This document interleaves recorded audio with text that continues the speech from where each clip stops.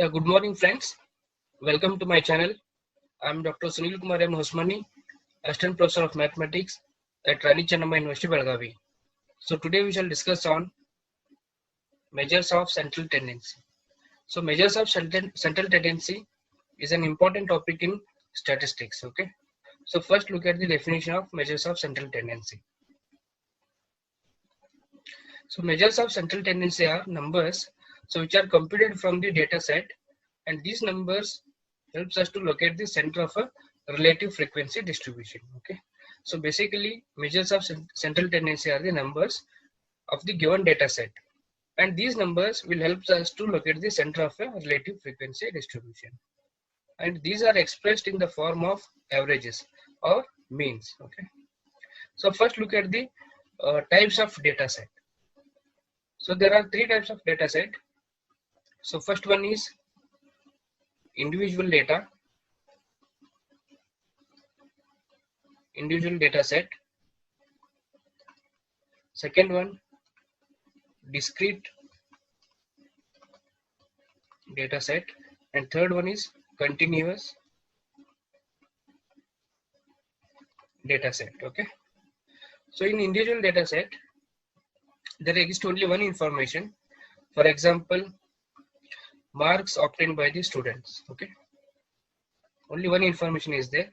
So first column will be say serial number, okay, and second one is marks obtained by the students. Okay, so this is called individual data set. For example, serial number and marks, say 1, 2, 3 and so on. So marks maybe 40, 36, 57 and so on. Okay, only we have only this information of an individual series. Okay, and second, for discrete data set, there is two informations. Okay, so first one is, for example, number of students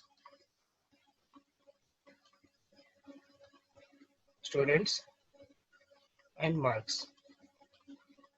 Okay, for example, here suppose 5 students got 36 marks, 7 students got 40 marks and so on. Okay, so here in discrete data set there exist two types of informations. This is an example of a discrete data set. Okay, in continuous data set, again here data will be in the form of continuous form. Okay, for example, number of students, marks obtained by this, say for example 10 to 20 marks obtained by 3 students, and 20 to 30 some 4 students, 30 to 40 some 10 students, so like this. So here information is in the form of a continuous. Okay, therefore it is called continuous data set. In discrete data set there are two types of information. First one is number of students and marks obtained by the students, and individual says we have only this information, marks. Okay, so in next our examples we consider all these three types of data sets. Next, so these measures of central tendencies are expressed in the form of averages, and these averages are also called means. Okay, there are two types of averages. So first one is mathematical average. Again, in mathematical average there are three types. First one is arithmetic mean or arithmetic average, geometric mean or geometric average, harmonic mean or harmonic average. Okay, in mathematical averages there are three types: arithmetic mean, geometric mean and harmonic mean.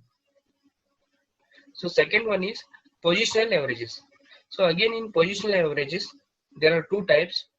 First one is median and second one is mode. Okay, so these are the types of averages. So first one is mathematical average, second one is positional averages. So in mathematical average there are three types: arithmetic mean, geometric mean and harmonic mean. So here in positional averages there are two types: median and mode. Okay, so first we shall consider mathematical averages. So in mathematical average, first one is arithmetic mean. Okay.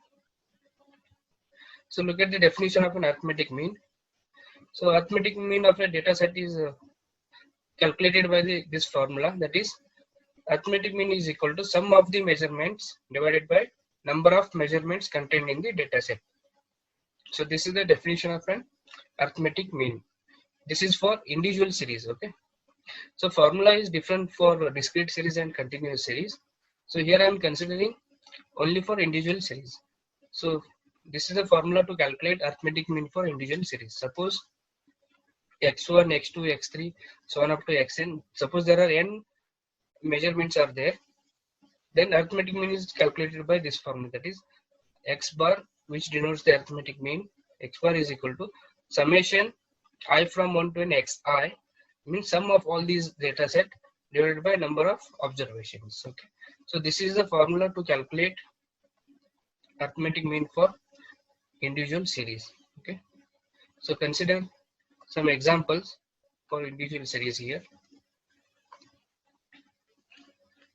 So in general, second one, arithmetic mean for discrete and continuous series. Okay, so this is the formula to calculate arithmetic mean for discrete and continuous series, that is x bar is equal to summation fx upon n. So here x bar is arithmetic mean, summation fx is the sum of the products of the variable with respect to frequencies, and n is number of frequencies. Okay, so consider an example for individual series here. So this is the problem. Problem 1 says the percentage increase in sales in the past years for the 5 largest microchip suppliers are 70%, 60%, 30%, 40%, and 50%. Okay. Find the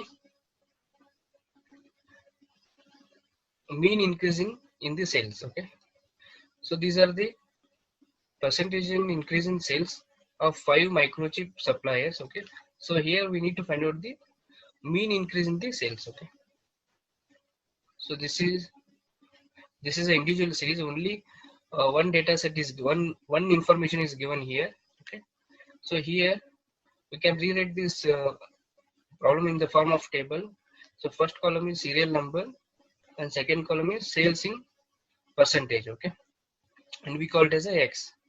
So serial number, there are 5 items are there, so we are labeling 1, 2, 3, 4 up to 5. So next, so first one is 70%, second one is 60%, third one is 30%, fourth one is 40%, and fifth one is 50%. Okay, so here you can see that total number of observations are 5. So here n value is 5, n value is 5 here, and summation of x, that is 70 plus 60 plus 30 plus 40 plus 50. So this value is equal to 250. Okay, so summation of all these values is equal to 250. So this is an individual series, and formula is summation x upon n. So n value is 5 here. So summation of x is 250. So 250 by 5 is 50. That is mean increase in sales is 50%. Okay, so this is a simple example of for individual series. So consider next example. Calculate the mean of the following simple measurements. Okay, so this information is given: 5, 3, 8, 5, and 6. So again we have to rewrite this in the form of a table, serial number and given data. Again here n value is 5 and summation of x is 27. So formula is summation of x upon n, that is 27 by 5 is equal to 5.4. So consider the third example. The following table gives the marks obtained by BCom students with the roll number 1 to 10 in an examination. Obtain average marks of the students. Okay, here already two columns, two information is given. So first one is roll number, second one is marks. Okay, so here don't get confusion that roll numbers is nothing but serial numbers here. Actually here only one information is given, that is marks obtained by the students. Okay, so here total number of observation is n is equal to 10 here, and summation of x, that is 43 plus 48 plus 65 and so on up to plus 59, and this summation of x is equal to this sum is equal to 526. So 526 by 10 is what? 52.6 here. So this is average marks obtained by the students, that is 52.6.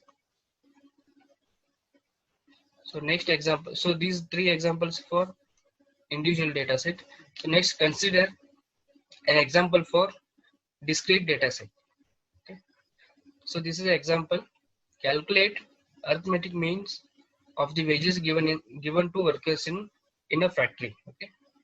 So this is a table, wages in rupees and number of workers. So 400 rupees given to 5 workers, 600 is given to 15 workers, so and so on. 1600 rupees given to 2 workers. Okay. You can see here there is two informations. First one is wages and second one is worker, number of workers. Okay. So clearly this is a discrete data set. So for this we have to use this formula. Okay. So we have to rewrite like this. Wages is what?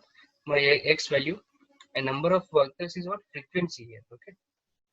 So this is x and this is f. So 400 rupees given to 5 workers, 600 given to 15, 16 and 7, 8 and 16. Okay. So third column is, we have to consider this. So third column is f times x. Okay. Simply you have to multiply these two numbers. So 400 into 5 is 2000. So next 600 into 15 is 9000 and so on. So here n values are summation of f. So summation of f is basically my n value here. Okay. And summation of fx 38,000. Okay. So formula for calculate discrete series what? Summation of fx upon n. Okay. So 38,000 upon 43. So which is equal to 884 rupees. So rupees 884 is a mean average of wages. Okay.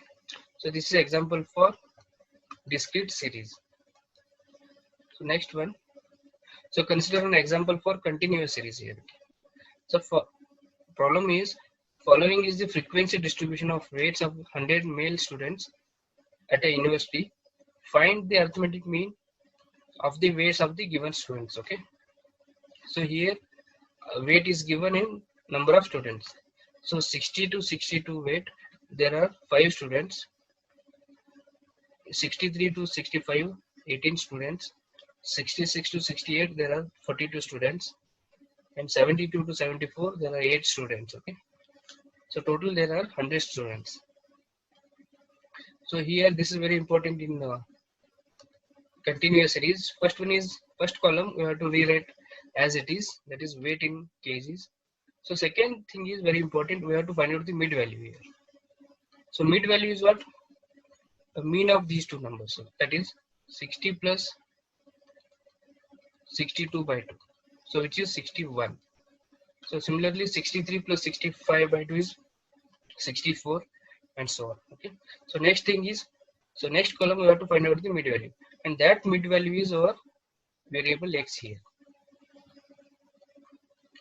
So this is mid value is x. Second, frequency table is given in the problem, that is 5, 18, 42, 27 and 8. Once we have to find out the x value, and frequency table is already given in the problem. Okay. Simply you have to multiply this. 61 into 5, 64 into 18, 67 times 42. So like this. And then our next column is fx. So here summation of f is my total number of observations, and summation of fx is our last column. Okay, this is value. So n is 100 and summation of fx is 6745. So clearly 67.45 is an average weight of the students. Okay. So this is example for continuous series. So if you have any doubts, please leave your comments below in the comment box. So in my next lecture, we shall discuss on geometric mean and harmonic mean. Thank you.